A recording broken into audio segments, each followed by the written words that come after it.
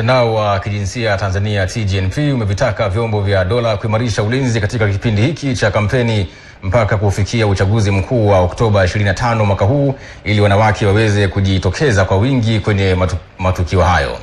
Vurugu nyingi zinapojitokeza wakati wa uchaguzi, waathirika wakubwa wamedaiwa kuwa ni wanawake na wazee, hali inayochangia mahudhurio hafifu katika kampeni na upigaji kura kwa sababu ya kuhofia usalama wa maisha na mali zao. Taarifa ya Aileen Ngirwa inasomwa studio.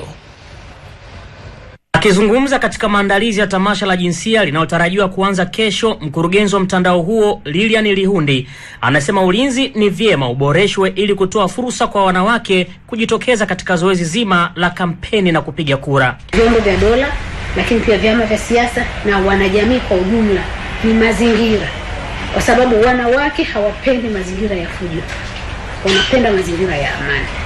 Kwa hiyo tutakapoweka mazingira ambayo ni ya amani, wanawake watatoka kwenda kupiga kura.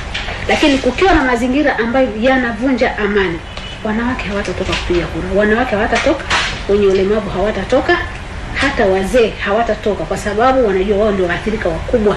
Lihundi ametaja baadhi ya vipengele ambavyo wanawake wanavihitaji kutoka kwa wagombea, kuwa ni pamoja na kuinua uchumi na maendeleo ya wanawake nchini. Lakini ukiangalia pia kijamii, unaona kwamba ukiangalia masuala ya maji, masuala ya elimu, masuala ya afya, mwanamke anaathirika sana.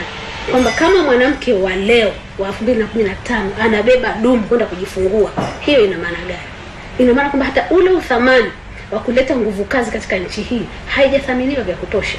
Kwa hiyo ndio vitu tunataka kwamba vibadilike, na kwa kweli ndio tunasema mabadiliko haya au mageuzi haya hayaepukiki. Tamasha hilo la jinsia litafanyika kwa muda wa siku 4 na kuhusisha wanawake wote walio katika taasisi na mashirika mbalimbali nchini.